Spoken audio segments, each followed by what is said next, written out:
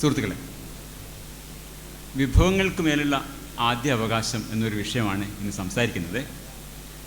വളരെ പ്രസിദ്ധമായിട്ടുള്ള, വളരെ ദുർവ്യാഖ്യാനം ചെയ്യപ്പെട്ടിട്ടുള്ള ഒരു വാക്യഖണ്ഡമാണ് ഈ വിഭവങ്ങൾക്ക് മേലുള്ള ആദ്യ അവകാശം എന്നുള്ളത്. 2006 ഡിസംബറിൽ അന്നത്തെ പ്രധാനമന്ത്രിയായിരുന്ന മൻമോഹൻ സിംഗ് ചെയ്തിട്ടുള്ള ഒരു ദീർഘമായ പ്രസംഗത്തിൻ്റെ ഒരു ഖണ്ഡികയുടെ ഒരു വാക്യത്തിൻ്റെ ഒരു വാക്യഭാഗമാണ്. 2024 തെരഞ്ഞെടുപ്പിൽ ഒരു 18 വർഷത്തിന് ശേഷം ഈ ഒരു വാക്യഭാഗം ഉദ്ധരിച്ചുകൊണ്ട് പ്രധാനമന്ത്രി പ്രതിപക്ഷത്തിനെ വിമർശിച്ചതും നമ്മൾ കേട്ടിട്ടുണ്ടാവും. അപ്പോൾ ഈ വിഷയത്തെക്കുറിച്ച് പറയുമ്പോൾ ന്യായമായും നമുക്ക് തോന്നാവുന്ന ഒരു സംശയം, എന്തിനാണ് ഈ വിഷയം ഇവിടെ പറയുന്നത്? ഇവിടുത്തെ വിഷയം ശാസ്ത്രീയ മനോവൃത്തിയാണ്, യുക്തിചിന്തയാണ്, സ്വന്തം ചിന്തയാണ്. ഇതൊരു കക്ഷി രാഷ്ട്രീയ വിഷയമാണ്. ഒരു രാഷ്ട്രീയ കക്ഷിയുടെ നേതാവ് ഒരു വിഷയം പറയുന്നു, വേറൊരു രാഷ്ട്രീയ കക്ഷിയുടെ നേതാവ് അതിനെ എതിർക്കുന്നു. ഇത് നമ്മൾ യുക്തിവാദികൾ, സ്വതന്ത്ര ചിന്തകർ സംസാരിക്കേണ്ട വിഷയമാണ്. ഇവിടെ കക്ഷി രാഷ്ട്രീയത്തിന് എന്ത് പങ്ക് എന്നതാണ്. അപ്പോൾ അതിനൊരു മറുപടി പറഞ്ഞിട്ട് ഞാൻ ഈ വിഷയത്തിലേക്ക് കടക്കാൻ വിചാരിക്കുന്നു. ഒന്നാമത്തെ കാര്യം, ഇതൊരു കേവലമായ ഒരു കക്ഷി രാഷ്ട്രീയ വിഷയമല്ല. നമ്മുടെ ഭരണഘടനാ മൂല്യങ്ങൾ, ജ്ഞാനോദയ മൂല്യങ്ങൾ, അതിലുള്ളൊരു മൂല്യമാണ് സാഹോദര്യം, ഫ്രറ്റേണിറ്റി എന്നുള്ളത്. ആ സാഹോദര്യം എന്ന മൂല്യവുമായി വളരെ ബന്ധമുള്ള ഒരു വിഷയമാണിത്. ആ കാര്യം ഞാൻ വിശദീകരിക്കാൻ ശ്രമിക്കുന്നുണ്ട്. അപ്പോൾ ഈ മൻമോഹൻ സിംഗ് പറഞ്ഞ ശരിയായ കാര്യവും, ഞാനതിനെ ഡിഫെൻഡ് ചെയ്യാനാണ് ഇവിടെ ശ്രമിക്കുന്നത്. ശരിയായ കാര്യവും അതിനെ ഇന്നത്തെ പ്രധാനമന്ത്രി നരേന്ദ്രമോദി അതിനെ എതിർത്ത, അല്ലെങ്കിൽ ഒരു എന്താ പറയുക, ഉയർത്തിയ തെറ്റായ വിമർശനവും അത് കേവലം ഒരു കക്ഷി രാഷ്ട്രീയ വിഷയമല്ല, നമ്മുടെ സാമൂഹ്യ ധാർമ്മികതയുടെ ഒരു വിഷയമായിട്ടാണ് ഞാൻ ഇതിനെ കാണുന്നത്. അതുകൊണ്ടാണ് ഞാനിതിനെ ഡിഫെൻഡ് ചെയ്തത്. ഞാനൊരു കോൺഗ്രസ്സുകാരനായതുകൊണ്ട് ഡിഫെൻഡ് ചെയ്തത്. ഞാൻ കോൺഗ്രസ്സുകാരനല്ല. പക്ഷേ ഡിഫെൻഡ് ചെയ്യപ്പെടേണ്ട ഒരു കാര്യമാണ്. അതിലൊരു മൂല്യബോധത്തിൻ്റെ പ്രശ്നമുണ്ടെന്ന് ഞാൻ വിചാരിക്കുന്നുണ്ട്. രണ്ടാമതായിട്ട്, ഈ ഒരു വിഷയം കഴിഞ്ഞ കുറേ വർഷങ്ങളായിട്ട് കേരളത്തിലെ സ്വതന്ത്ര ചിന്താ വേദികളിൽ സ്ഥിരമായി പറയപ്പെട്ടു വരുന്ന ഒരു വിഷയമാണ്. 2006 മൻമോഹൻ സിംഗ് ഈ ഒരു വിഷയം സംസാരിച്ചപ്പോൾ തന്നെ വലിയ രീതിയിൽ അതന്ന് BJP എതിർക്കുകയുണ്ടായി. അതേസമയം ഇവരുടെ ഈ സംഘപരിവാറിൻ്റെ വേദികളിലല്ലാതെ വേറെ എവിടെയെങ്കിലും ഇതിനെപ്പറ്റി ഒരു വിമർശനം, അതായത് മറ്റ് പൊതുമണ്ഡലത്തിൻ്റെ വേറെ ഏതെങ്കിലും ഒരു സ്ഥലത്ത് സംഘപരിവാർ സംഘടനകളോ അവരുടെ സഹായികളോ അല്ലാത്ത ആരെങ്കിലും സംസാരിച്ചതിന് ആദ്യം കേട്ടത് അതും സ്വതന്ത്ര ചിന്താവേദിയിലാണ്. 2018 സംവരണ സമവാക്യങ്ങൾ എന്ന് പറഞ്ഞിട്ടുള്ള ഒരു പ്രസംഗത്തിൽ C. രവീന്ദ്രനാണ് ഇതിനെപ്പറ്റി ആദ്യമായി വിമർശിച്ച് ഞാൻ കേട്ടിട്ടുള്ളത്. അതായത് ഇതിന് പുറമെ നമ്മുടെ BJP-ക്കാർ വിമർശിച്ചിട്ടുണ്ട്. പക്ഷെ അതിന് പുറത്ത് പൊതുസമൂഹത്തിൽ ഒരു വിമർശനം ഇതിനെപ്പറ്റി ഞാൻ ആദ്യമായിട്ട് കേട്ടിട്ടുള്ളത്, അതായത് ഔട്ട്റൈറ്റ് ആയിട്ട് സംഘപരിവാറിൻ്റെ ഭാഗത്ത് നിന്ന് അല്ലാതെ ഇതിനൊരു വിമർശനം ഞാൻ ആദ്യം കേട്ടത് സ്വതന്ത്ര ചിന്താവേദിയാണ് 2018. ഈ 2018 സംവരണ സമവാക്യങ്ങളിൽ നിന്നുള്ള ഒരു പ്രസംഗത്തിൽ മൻമോഹൻ സിംഗിൻ്റെ പ്രസ്താവന മുസ്ലിം പ്രീണനമാണ്, ഭരണഘടനാ വിരുദ്ധമാണ് എന്നൊക്കെ C. രവീന്ദ്രൻ ആരോപിക്കുന്നുണ്ട്. അതിനുശേഷവും പല പ്രസംഗങ്ങളിലും അദ്ദേഹം ഇത് ആവർത്തിച്ചിട്ടുണ്ട്. ബ്ലൈറ്റൻറ്റ് പൊളിറ്റിക്കൽ അപ്പീസ്മെൻറ്റ് 2018 പറഞ്ഞിട്ടുള്ളതാണ്. ഞാൻ മുമ്പ് ഫാനോസിൻ്റെ വേദിയിൽ തന്നെ പറഞ്ഞിട്ടുള്ളതുപോലെ ഹിന്ദുത്വ പ്രത്യയശാസ്ത്രയും ഹിന്ദുത്വ രാഷ്ട്രീയത്തെയും കേരളീയ സമൂഹത്തിൽ കൂടുതൽ സ്വീകാര്യമാക്കുക, മെയിൻ സ്ട്രീം ചെയ്യുക, പ്രചരിപ്പിക്കുക എന്നുള്ള പ്രവൃത്തിയാണ് C. രവീന്ദ്രൻ്റെ നേതൃത്വത്തിൽ കഴിഞ്ഞ കുറേ വർഷങ്ങളായിട്ട് കേരളത്തിൽ നമ്മുടെ സ്വതന്ത്ര ചിന്താ രംഗത്ത് നടന്നു വരുന്നൊരു കാര്യം.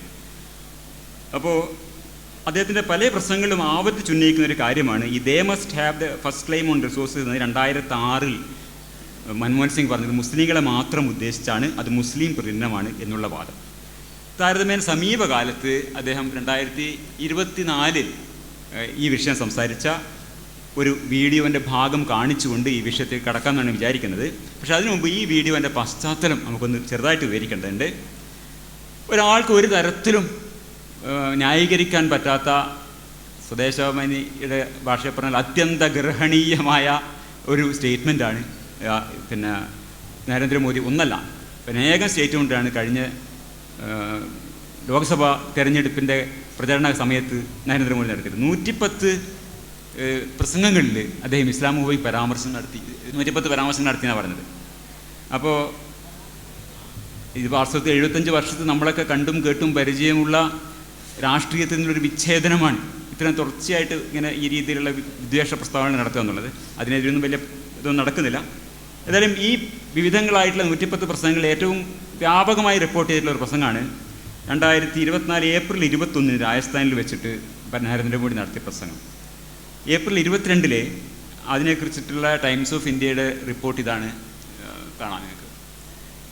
അപ്പോൾ അതിൽ ഈ റിപ്പോർട്ടിൽ 2 ഉദ്ധരണികൾ ആ പ്രധാനമന്ത്രിയുടെ പ്രസംഗത്തിൻ്റെ 2 ഉദ്ധരണികൾ പറയുന്നുണ്ട്. അടുത്ത ഉദ്ധരണി ഇതാണ്: നേരത്തെ കോൺഗ്രസ് ഭരിച്ചുകൊണ്ടിരുന്നപ്പോൾ മുസ്ലിങ്ങൾക്കാണ് രാജ്യത്തിൻ്റെ വിഭവങ്ങൾക്ക് മേലെ ആദ്യ അവകാശമുള്ളത് എന്നവർ പറഞ്ഞിരുന്നു. അതനുസരിച്ച് സ്വത്തുക്കൾ ആർക്കാണ് അവർ വീതിച്ചു കൊടുക്കുക? അത് കൂടുതൽ കുട്ടികളുള്ളവർക്ക് വീതിച്ചു കൊടുക്കും, നുഴഞ്ഞുകയറ്റക്കാർക്ക് വീതിച്ചു കൊടുക്കും. നിങ്ങൾ കഷ്ടപ്പെട്ട് സമ്പാദിക്കുന്ന ധനം നുഴഞ്ഞുകയറ്റക്കാർക്ക് വീതിച്ചു കൊടുക്കാൻ പാടുണ്ടോ? നിങ്ങളിത് അംഗീകരിക്കാൻ പാടുണ്ടോ? ഇതാണ് പറഞ്ഞ ഒരു കാര്യം. രണ്ടാമത്തെ ഉദ്ധരണി: എൻ്റെ അമ്മമാരെ, സഹോദരിമാരെ, ഈ അർബൻ നക്സൽ മനോഭാവം നിങ്ങളുടെ താലിമാലയെ പോലും വെറുതെ വിടില്ല. അവർ ആറ്റം വരെയും പോകും. അമ്മമാരുടെയും സഹോദരിമാരുടെയും കയ്യിലുള്ള സ്വർണ്ണത്തിൻ്റെ കണക്കെടുത്ത് അതിൻ്റെ വിവരങ്ങൾ ശേഖരിച്ച് ആ സ്വത്ത് വിതരണം ചെയ്യുമെന്ന് കോൺഗ്രസിൻ്റെ പ്രകടന പത്രികയിൽ പറയുന്നുണ്ട്. ആർക്കാണ് അവർ അത് വിതരണം ചെയ്യുക? മൻമോഹൻ സിംഗിൻ്റെ ഗവൺമെൻറ് പറഞ്ഞത് രാജ്യത്തിൻ്റെ സ്വത്തുക്കളിൽ മുസ്ലിങ്ങൾക്ക് ആദ്യ അവകാശമുണ്ട് എന്നാണ്. ഇതാണ് അദ്ദേഹം പ്രസംഗിച്ച കാര്യം. നമ്മുടെ ഈ സ്വയം സംഘപരിവാർ അംഗമായി ഐഡൻറ്റിഫൈ ചെയ്യാത്ത, കുറച്ചെങ്കിലും നിഷ്പക്ഷത പുലർത്തുന്നു എന്ന് അഭിനയിക്കുകയോ ചെയ്യുന്ന ഒരാൾക്ക് പോലും ഡിഫെൻഡ് ചെയ്യാൻ പറ്റാത്ത കാര്യങ്ങളാണ് അന്ന് പ്രൈം മിനിസ്റ്റർ പറഞ്ഞത്. അപ്പോൾ ഈ പത്ര റിപ്പോർട്ട് വന്നതിൻ്റെ 2-ാം ദിവസം, അതായത് 24 ഏപ്രിൽ 24 ഏപ്രിലിൽ ഒരു ചോദ്യോത്തര പരിപാടിയിൽ 10 മിനിറ്റ് 32 സെക്കൻഡുള്ളൊരു ഭാഗം അന്ന് നടന്ന 24-ാം തീയതി നടന്ന, ആ ഡേറ്റിൽ കാണാം, 24-ാം തീയതി നടന്ന ചോദ്യോത്തര പങ്ക്തിയിൽ 10 മിനിറ്റ് 32 സെക്കൻഡുള്ള ഒരു ഭാഗം മോഡിയുടെ ഹെയ്റ്റ് സ്പീച്ച് എന്ന് പറഞ്ഞിട്ട് യൂട്യൂബിലുണ്ട്, രവീന്ദ്രൻ്റെ യൂട്യൂബിലുണ്ട്. ഈ വീഡിയോയിൽ രവീന്ദ്രനും മോദിയുടെ സ്പീച്ച് അപലപിക്കുന്നുണ്ട്, തുറന്നപലപിക്കുന്നുണ്ട് കേട്ടോ, അത് ശരിയാണ്. ആ കാര്യത്തിൽ അദ്ദേഹം അഭിനന്ദനം അർഹിക്കുന്നുണ്ട്. അത്ര കൃത്യമായിട്ട് അദ്ദേഹം തുറന്ന് തന്നെ വിമർശിക്കുന്നുണ്ട്, തള്ളി പറയുന്നുണ്ട്. പക്ഷേ നമുക്ക് അഭിനന്ദിക്കാൻ പറ്റില്ല, നമ്മൾ അഭിനന്ദിക്കാൻ അദ്ദേഹം സമ്മതിക്കില്ല എന്നുള്ളതാണ്. കാരണം എന്താ പറഞ്ഞാൽ, മുൻപ് ഞാൻ പറഞ്ഞ പോലെ ഹിന്ദുത്വ രാഷ്ട്രീയത്തിൻ്റെയും ഹിന്ദുത്വ പ്രദേശാസ്ത്രത്തിൻ്റെയും കാര്യത്തിൽ പൊതുസമൂഹത്തിന് ഒരിക്കലും അംഗീകരിക്കാൻ പറ്റാത്ത കാര്യങ്ങളെ അദ്ദേഹം എതിർത്ത് സംസാരിക്കുമ്പോഴും വളരെ കൃത്യമായിട്ട് അതിനൊക്കെ ന്യായീകരിക്കാൻ പറ്റിയ രീതിയിൽ ആവശ്യമായിട്ടുള്ള ക്യാപ്സ്യൂളുകൾ, പോയിന്റുകൾ അതേ വീഡിയോ തന്നെ പറയും, അപ്പം തന്നെ പറയും. ഒരു വിമർശനം ഉണ്ടായാലും മിക്കവാറും തുടർന്ന് തന്നെ അതിനെ ന്യായീകരിക്കാനുള്ള ഒരു ക്യാപ്സ്യൂൾ അപ്പം തന്നെ അവർ ഇറങ്ങിയിട്ടുണ്ടാവും. അതാണ് ഞാൻ അവിടെ എഴുതി, വിമർശനം പ്ലസ് ന്യായീകരണം ഈക്വൽ പ്രചരണം, ഇങ്ങനെയാണ് പരിപാടി. അപ്പോൾ ഈ വിമർശനം, നമ്മളെ വിമർശനം കേട്ടാൽ നന്നായിട്ടുണ്ടല്ലോ പറഞ്ഞത് പറയുമ്പോൾ അടുത്ത് വരുന്നത് ഒരു ചാണകത്തിൻ്റെ ക്യാപ്സ്യൂളായിരിക്കും. ഇതാണ് അതിൻ്റെ ഒരു പക്ഷം. അത് നമുക്ക് ഒരു തരത്തിലും എന്ത് ചെയ്യാൻ പറ്റില്ല, ഇത് തുറന്നങ്ങ് ഇത് ശരിയായി എന്ന് പറയാൻ പറ്റില്ല. അതാണ് എൻ്റെ കാര്യം. അപ്പോൾ ഈ എതിർവാദത്തിന് ഉൾപ്പെടുത്തിയിട്ട് ഹിന്ദുത്വ പ്രത്യയശാസ്ത്രത്തെയും ഹിന്ദുത്വ രാഷ്ട്രീയത്തെയും നോർമലൈസ് ചെയ്യുക, മെയിൻ സ്ട്രീം ചെയ്യുക, പോപ്പുലറൈസ് ചെയ്യുക, ഈ പണിയാണ് ചെയ്യുന്നത്. അതുകൊണ്ടാണ് ഈ മോഡിയുടെ ഹെയ്റ്റ് സ്പീച്ച് എന്ന തലക്കെട്ടിൽ വന്ന വീഡിയോയിൽ അദ്ദേഹം ഈ ഹെയ്റ്റ് സ്പീച്ചിനെ അപലപിക്കുന്നു എന്നതിനെ പോലും എനിക്ക് അഭിനന്ദിക്കാൻ കഴിയാത്തത്. ഹിന്ദുത്വ വിമർശനം എന്ന പേരിൽ ഹിന്ദുത്വ പ്രചരണം നടത്തുക എന്നൊരു പണിയാണ് അദ്ദേഹം നടത്തിക്കൊണ്ടിരിക്കുന്നത്. ഞാൻ അതിൻ്റെ സൈഡിൽ എഴുതിയിട്ടാണ് 5 മിനിറ്റ് 49 സെക്കൻഡ് വരെ വിമർശനവും 4 മിനിറ്റ് 43 സെക്കൻഡ് ന്യായീകരണം. ഞാനത് കൃത്യമായിട്ട് നോക്കി. അങ്ങനെ മൊത്തം 10 മിനിറ്റ് 32 സെക്കൻഡാണ്. 5 മിനിറ്റ് 49 സെക്കൻഡ് വിമർശനം, 4 മിനിറ്റ് 43 സെക്കൻഡ് ന്യായീകരണം, കൃത്യമായിട്ട് നോക്കിക്കഴിഞ്ഞാൽ. അപ്പോൾ ഇത് പിന്നെ വാസ്തവത്തിൽ ഈ ഒരു വിഷയം പറയാൻ, ഇപ്പോൾ വിഭവങ്ങൾക്ക് മേലുള്ള ആദ്യാവകാശം എന്ന് പറയാൻ രവീന്ദ്രൻ്റെ ഏത് വീഡിയോ വേണമെങ്കിലും എടുക്കാം, ഒരുപാട് വീഡിയോകളുണ്ട്. പക്ഷേ ഇത് തന്നെ എടുക്കാൻ ഞാൻ വിചാരിച്ചതെന്ന് വെച്ചാൽ അതിൻ്റെ ഒരു കാരണമുണ്ട്. നമ്മളിപ്പോൾ ഈ രവീന്ദ്രൻ്റെ നേതൃത്വത്തിൽ കേരള സ്വതന്ത്ര ഇന്ത്യ രംഗത്ത് നടക്കുന്ന വലതുപക്ഷവൽക്കരണത്തെക്കുറിച്ചും ഹിന്ദുത്വ പ്രചരണത്തെക്കുറിച്ചും പറയുമ്പോൾ അദ്ദേഹത്തിൻ്റെ സുഹൃത്തുക്കളൊക്കെ ഉള്ള ആൾക്കാർ ചെയ്യുന്നൊരു പണി എന്ന് പറഞ്ഞാൽ കുറേ വീഡിയോ ഇങ്ങനെ ലിസ്റ്റ് ചെയ്യും, കുറച്ച് മിനിറ്റുകളുള്ള വീഡിയോ ക്ലിപ്പുകൾ ഇങ്ങനെ ലിസ്റ്റ് ചെയ്യും. ഇത് നോക്കൂ, ഇതിലൊക്കെ അദ്ദേഹം എത്ര കൃത്യമായിട്ടാണ് വിമർശിക്കുന്നത്, ഇങ്ങനെ വിമർശിക്കുന്ന വേറെ ആരെങ്കിലും ഉണ്ടോ എന്ന് ചോദിച്ചിട്ട് വലിയൊരു ലിസ്റ്റ്. അപ്പോൾ ആ ഒരു പിന്നെ പ്രചരണത്തിൻ്റെ അതിൻ്റെ ഒരു പൊള്ളത്തരം ഒന്ന് വ്യക്തമാക്കാൻ കൂടിയാണ് കൃത്യമായിട്ട് മോഡിയുടെ ഹെയ്റ്റ് സ്പീച്ച് എന്ന് പറഞ്ഞിട്ടുള്ള ആ വീഡിയോ തന്നെ എടുത്തിട്ട് ഈ ഭാഗം പറയാൻ ഞാൻ വിചാരിച്ചത്. ഇവിടെയൊക്കെ നടക്കുന്ന ഇതാണ്, വിമർശനം പ്ലസ് ന്യായീകരണം, അത് പ്രചരണമാണ്. വിമർശനം പറയേണ്ടത് വിമർശനം അവർ വേണ്ടത്. ഈ മോഡിയുടെ ഹെയ്റ്റ് സ്പീച്ച് എന്നുള്ള വീഡിയോ ഞാൻ പറഞ്ഞല്ലോ, അതിൻ്റെ ഘടന എന്താണെന്ന് ഞാൻ പറഞ്ഞു കഴിഞ്ഞു. അപ്പോൾ ഈ സി രവീന്ദ്രൻ്റെ ഇത്തരം പ്രസംഗങ്ങളിൽ നമുക്ക് വിശേഷിപ്പിക്കാൻ പറ്റിയ ഒരു പേരെന്ന് പറഞ്ഞാൽ പഞ്ചഗവ്യ പ്രസംഗങ്ങൾ എന്നാണ്. അവർ ചെയ്യുന്ന പണി ഇതാ ലുക്ക് ഓവർ. ഈ പഞ്ചഗവ്യം എന്ന് പറഞ്ഞാൽ നിങ്ങൾക്കറിയാലോ, അതിലെന്തൊക്കെ ഉണ്ടാവുക? അതിൽ പാലുണ്ടാവും, നെയ്യുണ്ടാവും, തൈരുണ്ടാവും, എല്ലാം നല്ല പുതിയ സൂപ്പർ സാധനങ്ങളാണ്, ഒരു കുഴപ്പമില്ല, നല്ല സാധനങ്ങളാണ്, ശരീരത്തിന് നല്ലതാണ്, യാതൊരു കുഴപ്പമില്ല. അപ്പോൾ അതുപോലെ തന്നെയാണ് ഈ മോഡിയുടെ ഹെയ്റ്റ് സ്പീച്ച് എന്ന പുസ്തകത്തിൽ ശരിയായിട്ടുള്ള വിമർശനങ്ങൾ കുറേ ചേർത്തിട്ടുണ്ട്. പാലുണ്ട്, നെയ്യുണ്ട്, വല്ല കാര്യം, പിന്നെ മറ്റേ എന്താണ് തൈരുണ്ട്, ഇതൊക്കെ ഉണ്ട്. അപ്പോൾ ഇതിന് വേണമെങ്കിൽ നമുക്ക് എടുത്തിട്ട് എന്ത് ചെയ്യാൻ പറ്റും? ഓരോ ഭാഗവും എടുത്തിട്ട് ഇത് ഉത്തമമായ ഏറ്റവും പ്രോട്ടീൻ അടങ്ങിയ പാലാണ്, കാച്ചി കുറുക്കിയ പാൽ കൊണ്ടുള്ള തൈരാണ്, നെയ്യാണ്, ഇതൊക്കെ പറയാൻ പറ്റും. അതിൻ്റെ ആരാധകർക്കും പ്രചാരകർക്കും കൊണ്ടാടാനുള്ള എല്ലാ വകുപ്പുമുണ്ട്. ഇങ്ങനത്തെ സാധനങ്ങളൊക്കെയാണ് നമുക്ക് തരുന്നത്. അതേസമയം അതിൻ്റെ കൂടെ നിന്നിട്ട് 2 മിനിറ്റ് 3 സെക്കൻഡ് ഗോമൂത്രവും 2 മിനിറ്റ് 40 സെക്കൻഡ് ചാണകവും. അതോടെ അത് പഞ്ചഗവ്യായി. ഇതില്ലാത്തൊരു പരിപാടിയില്ല. ഈ പഞ്ചഗവ്യ പ്രസംഗം എന്നുള്ളതാണ് ഇതൊരു സംഭവം. പ്രചരണ പ്രസംഗമാണ്. ഇപ്പോൾ ആരായി പഞ്ചഗവ്യത്തിൻ്റെ ആരാധകർ? അത് പാലും തൈരും അന്വേഷിക്കുന്ന പോഷകപ്രേമികളല്ല, അത് ചാണക ആരാധകരും ഗോമൂത്ര ആരാധകരും ആണ് ഇതിൻ്റെ പിന്നാലെ നടക്കുന്നത്. മനസ്സിലായില്ലേ? അതാണ് ഈ പഞ്ചഗവ്യ പ്രസംഗത്തിൻ്റെ. അതുകൊണ്ടാണ് അതന്നെ ഒന്ന് ഇവരെടുത്ത് ഞാൻ കാണിക്കാൻ കാരണം. അപ്പോൾ ഈ ഇവരുടെ ഈ ആരാധനയുടെ കാര്യം ഞാനിത് പിന്നാലെ പറയാം, എങ്ങനെയാണ് ഈ ചാണകാരാധന ഇതിന് വരുന്നതെന്നുള്ള കാര്യം. അപ്പോൾ നമുക്ക് ആ ഒരു വീഡിയോ ഒന്ന് കേൾക്കാം. ഈ ന്യായീകരണ ഭാഗത്ത് 2 വിഷയങ്ങളാണ് രവീന്ദ്രൻ പറഞ്ഞത്. ഒന്നാമത്തേത് കോൺഗ്രസിൻ്റെ പ്രകടന പത്രികയിൽ ദരിദ്ര കുടുംബങ്ങൾക്ക് ഓരോ വർഷവും 1 ലക്ഷം രൂപ കൊടുക്കും എന്നുള്ള വിഷയമാണ് പറഞ്ഞത്. ഇത് അർബൻ നക്സൽ ആശയമാണ് എന്ന് മോഡി പറഞ്ഞു, നമ്മൾ കണ്ടു. അതേ വാചകം തന്നെയാണ് പറയുന്നത്. സ്റ്റാലിൻ്റെയോ മാവോയുടെയോ മെത്തേഡാണ് ഇതെന്ന് പറയുന്നത്. അത് ശരിക്കുള്ള ഇസ്മാസ്റ്റേഴ്സ് വോയിസ് ആണ് ഞാൻ പറയാം. ഒരേ കാര്യം രണ്ടുപേരും പറയുന്നത്. കോൺഗ്രസിൻ്റെ ഈ ഇതിനകത്ത് 1 ലക്ഷം കൊടുക്കുമെന്ന് പറഞ്ഞത് സ്റ്റാലിൻ്റെയോ മാവോയുടെയോ മെത്തേഡ് എന്നാണ് അദ്ദേഹം പറയുന്നത്.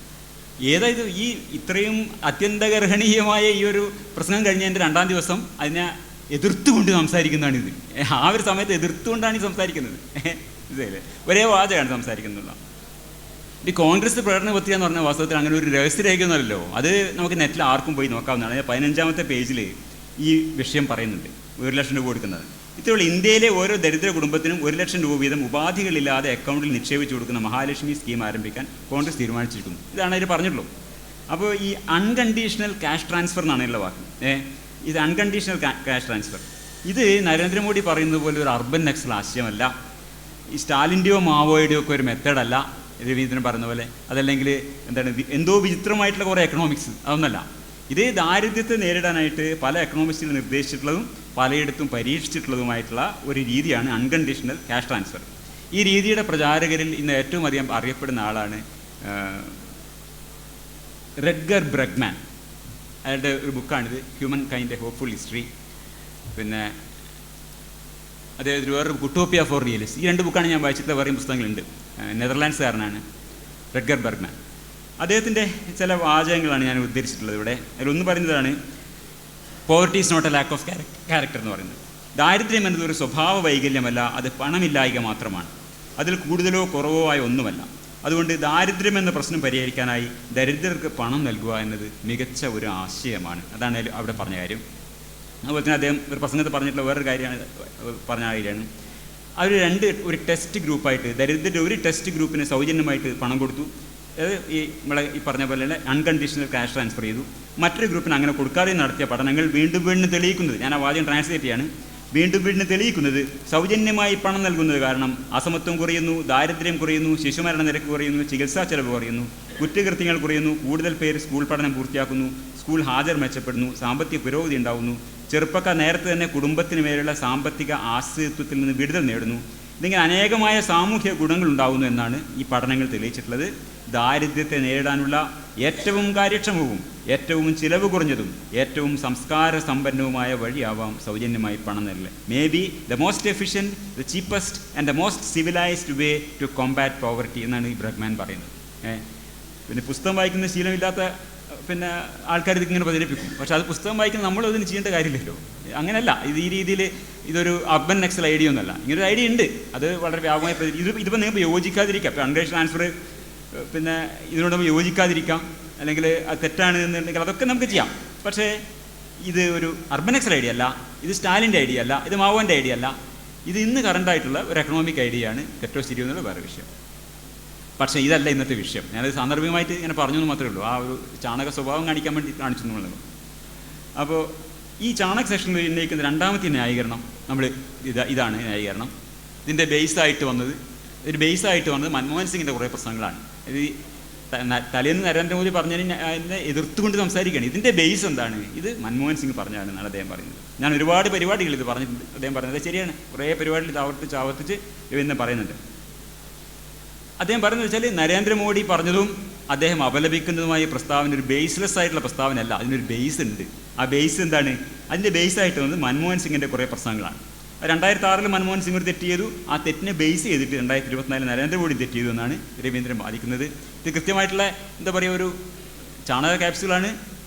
ടൂക്കോക്ക് എന്ന് പറയുന്നത് ടൂക്കോക്ക് ഫാലസിയാണ്, കൃത്യമായ ക്ലാസിക്കൽ ടൂക്കോക്ക് ഫാലസിയാണ്.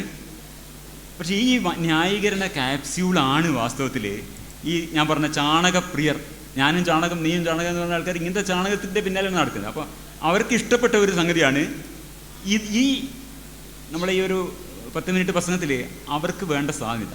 ഇതാണ് ആൾക്കാർ ഇത് കേട്ടവരെന്താ മനസ്സിലാക്കുന്നത്? ഇതാണ് മനസ്സിലാക്കുന്നത്. മനസ്സിലായില്ലേ?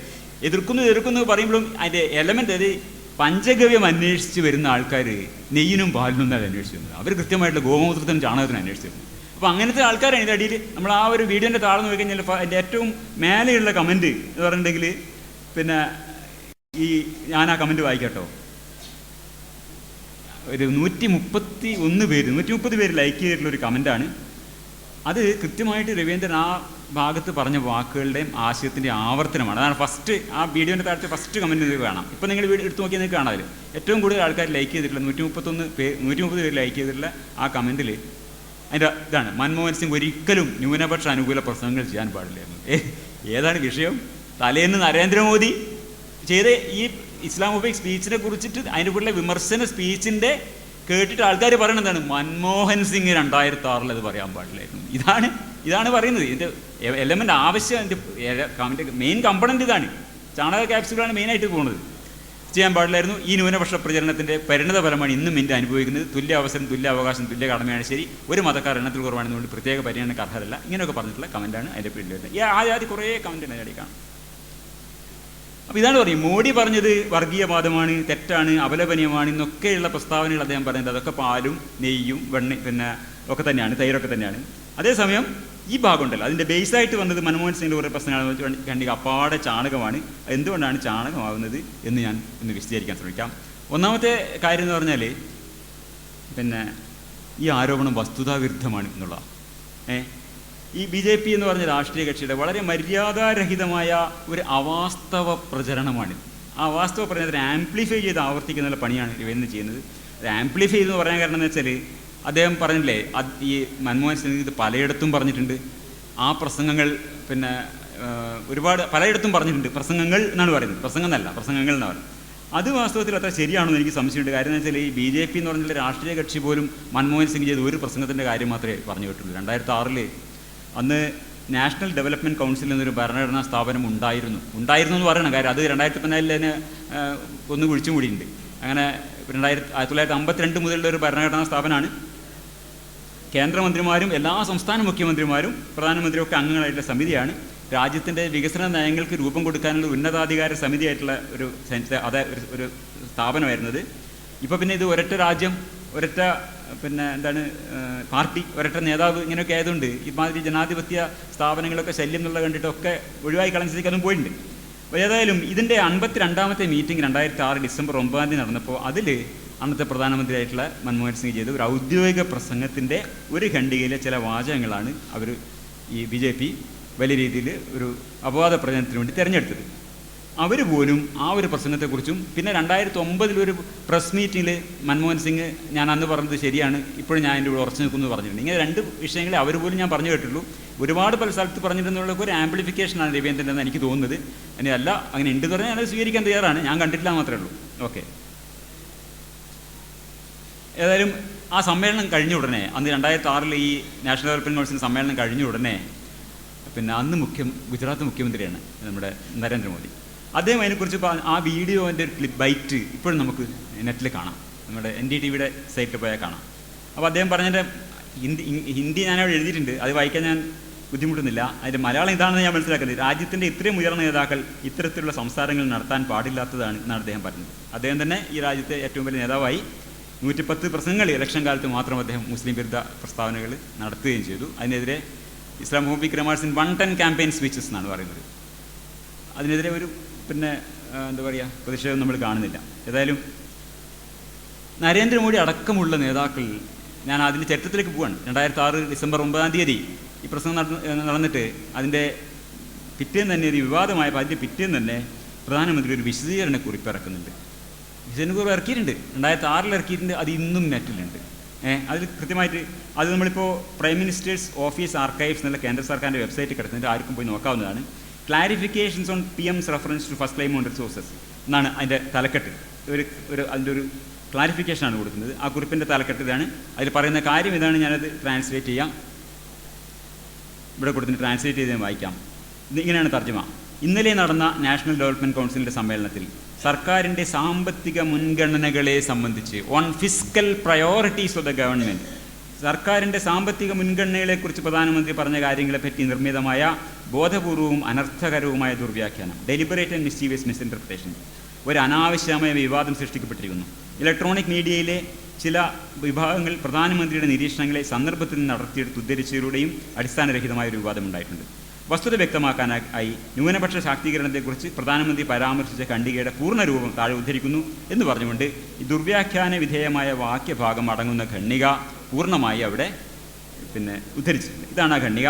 അതിന് ട്രാൻസ്ലേഷൻ ഞാൻ വായിക്കാം. ഈ ഖണ്ഡികയുടെ ഇതാണ്: നമ്മുടെ കൂട്ടായ മുൻഗണനകൾ എന്തെന്നത്, മുഖ്യമന്ത്രിമാരോട് സംസാരിക്കുന്നത്, നമ്മുടെ കൂട്ടായ മുൻഗണനകൾ എന്തെന്നത് വ്യക്തമാണെന്ന് ഞാൻ കരുതുന്നു. കൃഷി മൻമോഹൻ സിംഗിനൊക്കെ ന്യായീകരിച്ച് ഞാൻ പ്രസംഗിക്കേണ്ടി വരുമെന്ന് ഞാൻ എൻ്റെ ജന്മത്തിൽ വിചാരിച്ചിട്ടില്ല. പക്ഷെ അതും വേണ്ടി വന്നിരിക്കാം. നമ്മുടെ കൂട്ടായ മുൻഗണനകൾ എന്തെന്നത് വ്യക്തമാണെന്ന് ഞാൻ കരുതുന്നു. കൃഷി, ജലസേചനവും ജലസ്രോതസ്സുകളും, ആരോഗ്യം, വിദ്യാഭ്യാസം, ഗ്രാമീണ മേഖലയിലെ അടിസ്ഥാന സൗകര്യങ്ങളിൽ നിർണായകമായ മുതൽ മുടക്ക്, അടിസ്ഥാന സൗകര്യങ്ങൾക്ക് വേണ്ടിയുള്ള അനുപേക്ഷണീയമായ പൊതുധന നിക്ഷേപം, ഒപ്പം തന്നെ പട്ടികജാതി പട്ടികവർഗങ്ങളിൽപ്പെട്ടവർ, മറ്റ് പിന്നോക്ക സമൂഹങ്ങൾ, ന്യൂനപക്ഷങ്ങൾ, സ്ത്രീകൾ, കുട്ടികൾ എന്നീ വിഭാഗങ്ങളുടെ അഭിവൃദ്ധി, ഇവയാണ് നമ്മുടെ കൂട്ടായ മുൻഗണനാ മേഖലകൾ.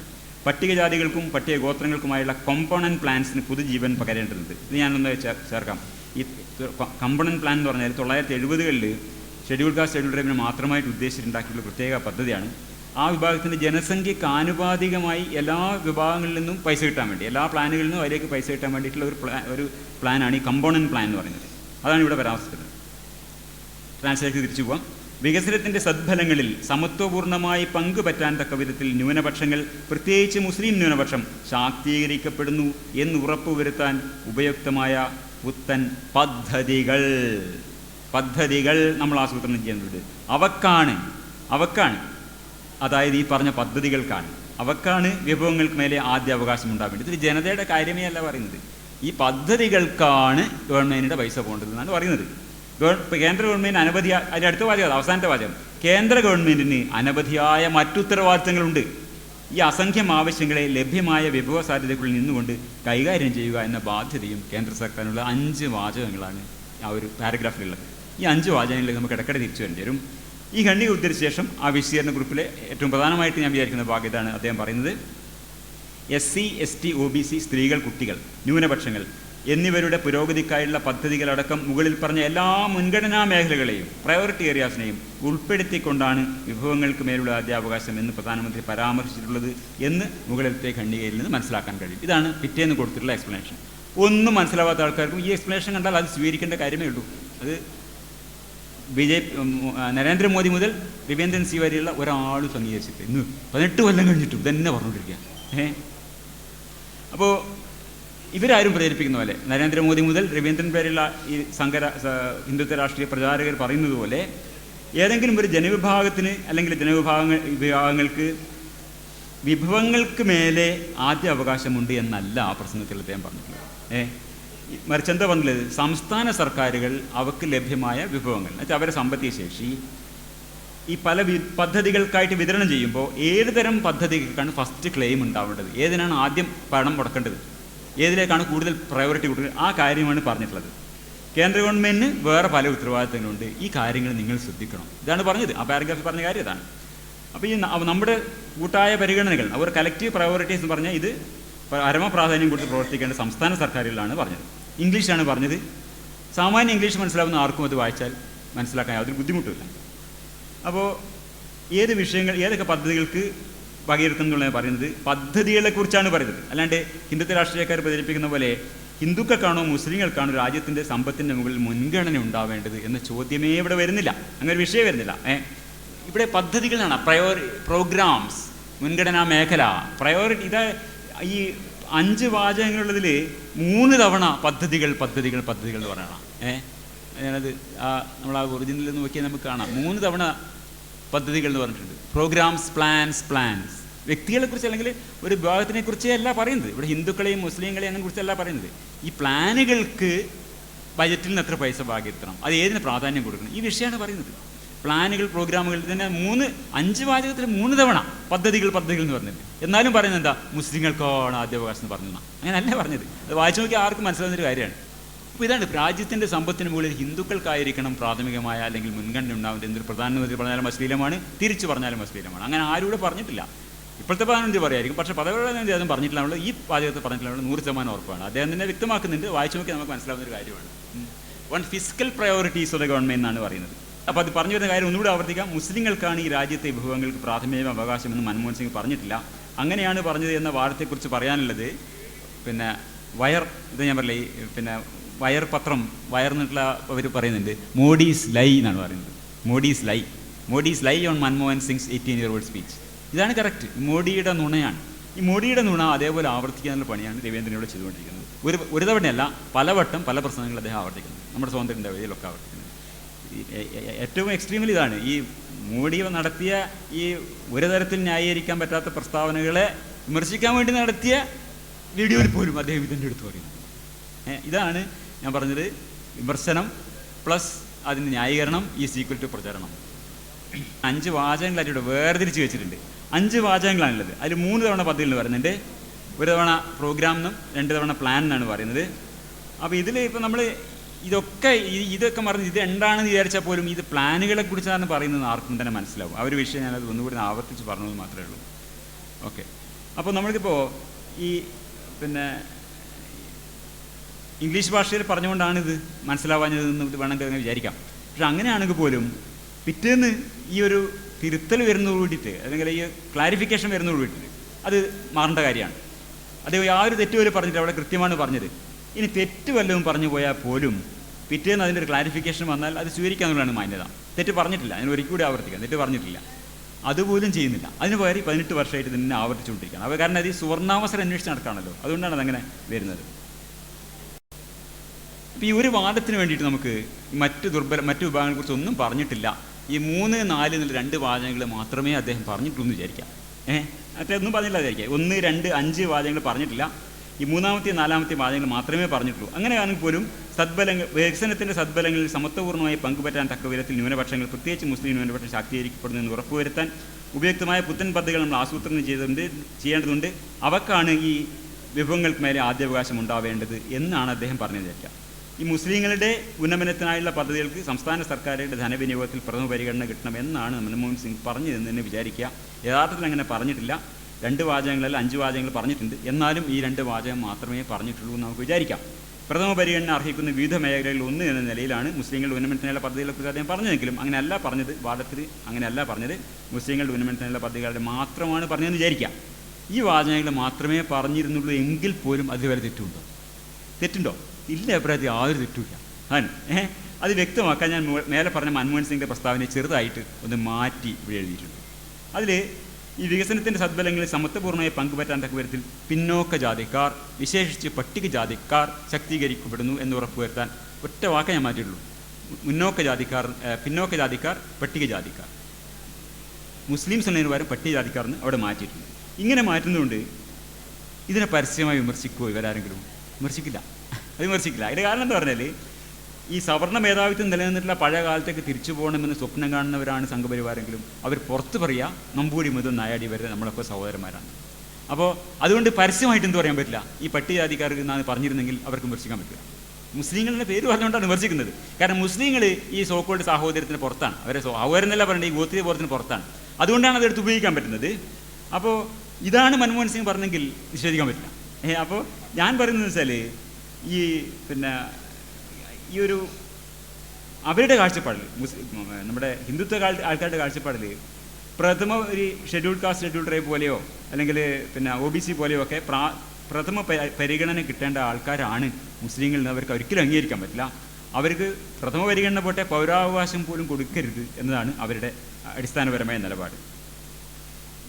ഈ ഒരു മുസ്ലിങ്ങളെക്കുറിച്ച് ആർക്കും ഇന്ന് ഡിഫെൻഡ് ചെയ്യാൻ പോലും ധൈര്യമില്ലാത്ത വിധത്തിൽ ഈ ഒരു സംഗതിയെ ഒരു പൊതുബോധമാക്കി വളർത്തിയെടുക്കാൻ കഴിഞ്ഞ 100 വർഷത്തെ പ്രവർത്തനം കൊണ്ട് ഈ ഹിന്ദുത്വ ശക്തികൾ കഴിഞ്ഞിട്ടുണ്ട്. അപ്പോൾ ഈ പ്രഥമ പരിഗണന ഷെഡ്യൂൾഡ് കാസ്റ്റ് എന്ന് എഴുതിയാൽ, അല്ലെങ്കിൽ ഷെഡ്യൂൾഡ് ട്രൈബ് എന്ന് എഴുതിയാൽ, OBC എന്ന് എഴുതിയാൽ പൊതുവികാരം വ്രണപ്പെടാതിരിക്കുകയും മുസ്ലിം എന്ന് എഴുതിയാൽ പൊതുവികാരം വ്രണപ്പെടുകയും ചെയ്യുന്ന ഒരു അവസ്ഥ ഇന്ന് ഇന്ത്യയിൽ ഉണ്ടായിട്ടുണ്ട്. അപ്പോൾ ഞാൻ പറയുന്ന വിഷയം എന്ന് വെച്ചാൽ, ഇന്ന് ഞാൻ ഒരു ഒറ്റ വാക്കിൽ ഇന്ന് പറയുന്ന ഉദ്ദേശിച്ച കാര്യം ഒറ്റ വാദ്യത്തിൽ പറയണമെങ്കിൽ ഇതാണ്: മുസ്ലിങ്ങളോട് ഹിന്ദുത്വ രാഷ്ട്രീയം പുലർത്തുന്ന സാഹോദര്യ രാഹിത്യം, ലാക്ക് ഓഫ് ഫ്രറ്റേണിറ്റി, അത് പങ്കിടുന്നവർക്ക് മാത്രമേ വിഭവങ്ങൾക്ക് മേലുള്ള ആദ്യാവകാശം സംബന്ധിച്ച് മുൻ പ്രധാനമന്ത്രി പറഞ്ഞതിൽ കുറ്റം ആരോപിക്കാൻ കഴിയും. ഇതാണ് ഈ ഒറ്റ വാക്കിൽ എനിക്ക് നിങ്ങളോട് പറയാനുള്ള, ഇതാണ് കൺവേ ചെയ്യാൻ ശ്രമിക്കുന്ന കാര്യം. അവരുടെ ലാക്ക് ഓഫ് ഫ്രറ്റേണിറ്റി, അവരുടെ സാഹോദര്യ രാഹിത്യം, അത് നമ്മൾ പങ്കിടാൻ പാടില്ല. നമ്മുടെ വേദികളിൽ ഇത് പറയാൻ പാടില്ല. ഈ സാഹോദര്യ രാഹിത്യം പങ്കിടുമെങ്കിൽ മാത്രമേ മൻമോഹൻ സിംഗിൻ്റെ പ്രസ്താവനയെ നിങ്ങൾക്ക് കുറ്റപ്പെടുത്താൻ പറ്റൂ. അതാണ് എനിക്ക് ഒരു പറയാനുള്ള കാര്യം. ഇതൊന്ന് ഞാൻ വിശദീകരിക്കാൻ ശ്രമിക്കാം. ഈ ഒരു കൊട്ടേഷൻ, ഈ കോട്ട് കൊടുത്തിരുന്നത് റിച്ചാർഡ് മെക്കേ റോർട്ടി എന്ന് പറഞ്ഞിട്ടുള്ളൊരു ഫിലോസഫർ, അമേരിക്കൻ ഫിലോസഫറിൻ്റെ ഒരു വാചകമാണ്. ഞാനത് സാരാംശം മലയാളത്തിൽ പറയാൻ ശ്രമിക്കാം. റിച്ചാർഡ് മെക്കേ റോർട്ടി 1996 എഴുതിയൊരു കണ്ണിയാണിത്.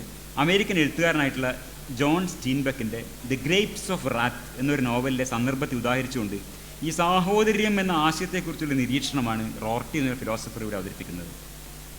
അമേരിക്കയിൽ 1930കളിൽ ഗ്രേറ്റ് ഡിപ്രഷൻ സമയത്ത് പലയാളും പാപ്പരായി. അങ്ങനെ പാപ്പരായിട്ടുള്ളൊരു പാട്ടകൃഷിക്കാരൻ്റെ കുടുംബം കാലിഫോർണിയയിലേക്ക്, നഗരത്തിലേക്ക് പലായനം ചെയ്യാണ്. അപ്പോൾ യാത്രക്കിടയിൽ റോഡിനരികിൽ തമ്പടിച്ച് താമസിക്കുമ്പോൾ അവരെക്കാൾ അവശനിലയിലുള്ള വേറൊരു അഭയാർത്ഥി കുടുംബവുമായി ഇവരുടെ കയ്യിലുള്ള കുറച്ച് ഭക്ഷണം ഇവർ പങ്കിടുകയാണ്. എൻ്റെ കയ്യിൽ കുറച്ച് ഭക്ഷണമുണ്ട് എന്നതും എൻ്റെ കയ്യിൽ ഒട്ടുമില്ല എന്നതും ചേരുമ്പോൾ നമ്മുടെ കയ്യിൽ കുറച്ച് ഭക്ഷണമുണ്ട് എന്നായിത്തീരുന്ന അവസ്ഥയെക്കുറിച്ച് റോട്ടിയിട്ട് പറഞ്ഞു. ഞാൻ എഴുതി വെച്ചിട്ടുണ്ട്, എൻ്റെ കയ്യിൽ കുറച്ച് ഭക്ഷണമുണ്ട് പ്ലസ് എൻ്റെ കയ്യിൽ ഒട്ടുമില്ല ഈക്വൽസ് നമ്മുടെ കയ്യിൽ കുറച്ച് ഭക്ഷണമുണ്ട്. ഈ ഒരു സംഗതി ഇതിവിടെ ഈ യാതന അനുഭവിക്കുന്ന മനുഷ്യർ, അവരെക്കാൾ യാതന അനുഭവിക്കുന്ന മനുഷ്യർക്കായി ത്യാഗം ചെയ്യാൻ തയ്യാറാവുന്നിടത്തോളം അവിടെ സാഹോദര്യമുണ്ട്. അതുകൊണ്ട് തന്നെ ആ സമൂഹത്തെക്കുറിച്ച് പ്രതീക്ഷയ്ക്ക് ഇടവുമുണ്ട്. As long as people in trouble can sacrifice to help people who are still in worse trouble, there is fraternity and therefore social hope എന്നുള്ളതാണ്. അപ്പോൾ എന്താണെന്ന് വെച്ചാൽ, എൻ്റെ കയ്യിലുള്ള ഭക്ഷണം എൻ്റെ അവകാശമാണ് എന്നതിനപ്പുറം തന്നെക്കാൾ നിസ്സഹായനായ മറ്റൊരാൾക്ക് അതിൽ ആദ്യ അവകാശമുണ്ട്, അതിൽ ഫസ്റ്റ് പ്രയോറിറ്റി അയാൾക്കാണ് എന്ന് നിങ്ങൾ പറയുന്നത്. അതിനുള്ള ഉൾപ്രേരണയുണ്ടല്ലോ, ആ ഉൾപ്രേരണയാണ് സാഹോദര്യം. ആ സാഹോദര്യമാണ് മൻമോഹൻ സിംഗിൻ്റെ പ്രസ്താവനയിൽ നമ്മൾ കാണുന്നത്. ഫസ്റ്റ് പ്രയോറിറ്റി അതാണ്. ഈ സ്റ്റീൻബെക്കിൻ്റെ ആ ഒരു റോർട്ടി പറഞ്ഞ വാദം ഇതാണ്: as long as people in trouble can sacrifice to help people who are in still worse trouble, there is fraternity and therefore social hope. ഇതാണ് അതിൻ്റെ കാര്യം. അപ്പോൾ ഈ സാഹോദര്യ ഭാവത്തിൻ്റെ സാമൂഹ്യ ആവിഷ്കാരമാണ്. സമൂഹത്തിൽ ഏറ്റവും പിന്നിൽ നിൽക്കുന്ന മനുഷ്യർക്കാണ് സമൂഹത്തിൽ പൊതുവിഭവങ്ങളിൽ ആദ്യ അവകാശം ഉണ്ടാവേണ്ടതെന്ന നിലപാട്. ഇവിടെ നിങ്ങൾ കാണുന്ന ചിത്രമുണ്ട്. ഈ സഹോദരന് ചോറ് കൊടുക്കുന്ന ആ ഉൾപ്രേരണ, ഇതിൻ്റെ സാമൂഹ്യ ആവിഷ്കാരമാണ് എന്ത്? ഒരു സമൂഹത്തിൽ ആരാണോ അവശത അനുഭവിക്കുന്നത്, ഷെഡ്യൂൾ കാസ്റ്റ് ആവാം, ഷെഡ്യൂൾ ട്രൈബ് ആവാം, മുസ്ലിങ്ങളാവാം, ആരുമാവാം, അവർക്കാണ് ഫസ്റ്റ് പ്രയോറിറ്റി. അവർക്ക് വേണ്ടിയുള്ള പദ്ധതികൾക്കാണ് ഒരു ഗവൺമെൻറ് പണം ചെലവാക്കേണ്ടത് എന്ന രീതിയിലുള്ള രാഷ്ട്രീയ ദർശനം ഈ സാഹോദര്യം എന്ന ജ്ഞാനോദയ മൂല്യത്തിൽ നിന്നാണ് വരുന്നത്. അതുകൊണ്ടാണ് ഞാൻ പറഞ്ഞത് ഇതൊരു സാമൂഹ്യ മൂല്യബോധത്തിൻ്റെ പ്രശ്നമാണ്, കേവലം കക്ഷി രാഷ്ട്രീയത്തിൻ്റെ പ്രശ്നമല്ല. ഇയാൾ എന്തിനാ മൻമോഹൻ സിംഗ് ന്യായീകരിക്കുന്നത്? ഇയാൾ കോൺഗ്രസ് ആണോ? അതല്ല വിഷയം. ഇത് നമ്മുടെ സാമൂഹ്യ മൂല്യബോധത്തിൻ്റെ പ്രശ്നമാണ്. 2006 നിന്ന് 2024 നമുക്ക് നഷ്ടപ്പെട്ടു പോയത് ഈ സാഹോദര്യം എന്ന സാമൂഹ്യ മൂല്യമാണ് നമ്മൾ തിരിച്ചറിയുന്നത്. സമൂഹത്തിലെ പിന്നോക്ക വിഭാഗങ്ങളെ സംബന്ധിച്ചിട്ടുള്ള മൻമോഹൻ സിംഗിൻ്റെ പ്രസ്താവന ഈ സാഹോദര്യം എന്ന ജ്ഞാനോദയ മൂല്യത്താൽ, ഭരണഘടനാ മൂല്യത്താൽ പ്രേരിതമായ ഒന്നാണ് എന്നാണ് ഞാൻ എന്നെ കാണുന്നത്. ആ കാര്യം ഞാൻ ഒന്ന് വിശദീകരിക്കാൻ ശ്രമിക്കാം. മുസ്ലിങ്ങൾ എന്ന് പറഞ്ഞാൽ, ഇത് ഞാൻ ജാതിപ്പൂക്കൾ എന്ന് പറഞ്ഞിട്ടുള്ള രവീന്ദ്രൻ്റെ ഒരു പ്രസംഗത്തിൻ്റെ ഒരു കൊട്ടേഷൻ ഞാൻ എഴുതിയാണ്. മുമ്പ് ഞാൻ പ്രസംഗത്തിൽ പറഞ്ഞിട്ടുണ്ട്. അപ്പോൾ ഇതാണ് അദ്ദേഹം പറയുന്നത്. എന്തായിരുന്നു മുസ്ലിങ്ങൾക്കെതിരെ ഡിസ്ക്രിമിനേഷൻ? രവീന്ദ്രൻ പറഞ്ഞിട്ടുള്ളതാണ്. 2018 പറഞ്ഞ രാജ്യം ഭരിച്ച മതം, മുസ്ലിങ്ങളെ കുറിച്ചാണ് പറഞ്ഞത്. രാജ്യം ഭരിച്ച മതം. ഇന്ത്യയിലെ ഏറ്റവും പ്രധാനപ്പെട്ട സാമ്രാജ്യങ്ങളെല്ലാം നോക്കിക്കഴിഞ്ഞാൽ ഏറ്റവും വലിയ സാമ്രാജ്യങ്ങളെല്ലാം മുസ്ലിങ്ങളുടേതായിരുന്നു. ഔറംഗസീബിൻ്റെ ഇത് സ്വതന്ത്ര ഇന്ത്യ വേദിയിൽ പറയുന്നതാണ്. ഔറംഗസീബിൻ്റെ സാമ്രാജ്യം എന്ന് പറഞ്ഞാൽ ഇന്നത്തെ ഇന്ത്യയേക്കാൾ വലിയ സാമ്രാജ്യമായിരുന്നു. ഇനി കേരളത്തിലേക്ക് വന്നു കഴിഞ്ഞാൽ അവിടെ അറക്കൽ രാജവംശം തൊട്ട് കുഞ്ഞാലിമരക്കാർ വരെ ചരിത്രം അവർക്ക് പറയാനുണ്ട്. അവർ ഐത്തം എന്ന് പറയുന്ന ജാതി വ്യവസ്ഥക്ക് ഒരിക്കലും വിധേയരായിട്ടുമില്ല. അതാണല്ലോ പിന്നോക്ക അവസ്ഥ ഒരു കാരണം. ഐറ്റത്തിന് വിധേയരായി എന്നുള്ളത്. ഐറ്റത്തിന് അവർ വിധേയരായിട്ടില്ല. പിന്നെ സർക്കാർ സർവീസിലുള്ളവർ എണ്ണം കുറവായത് ഒരു കണക്ക് കാണുന്നത് എന്താ കാരണം? ഡിസ്ക്രിമിനേഷൻ ആണോ? അല്ല. ഈ വിതരണ നീതിയുടെ ആദ്യത്തെ പ്രമീസ് തന്നെ വളരെ കഷ്ടമാണ് എന്നുള്ളതാണ്. ഇതാണ് അദ്ദേഹം പറയുന്നത്. അപ്പോൾ ഇതാണ് ഞാൻ സഹോദരിയായത് അന്ന് പറഞ്ഞിട്ടുണ്ട്, ഇതാണ് എൻ്റെ വിഷയം. അപ്പോൾ ഇതിവിടെ അദ്ദേഹത്തിനുള്ള അലർജിയായി കാണുന്ന ഈ വിതരണ നീതി, ഡിസ്ട്രിബ്യൂട്ടീവ് ജസ്റ്റിസ്, ഈ ആശയത്തെക്കുറിച്ച് ഒരു വാക്ക് രണ്ട് വാക്ക് അവിടെ പറഞ്ഞേ പറ്റൂ. അതിൻ്റെ സവിശേഷത എന്താണെന്ന് വെച്ചാൽ, ഈ സമൂഹത്തിൻ്റെ ഇത് ഞാൻ 2018 ജാതി പറയണോ എന്ന് പറയുന്ന ഒരു വീഡിയോ ഉണ്ട്, അതിൽ ഞാൻ കൊടുത്തൊരു സ്ലൈഡ് ഞാനിവിടെ വീണ്ടും ചേർത്താണ്.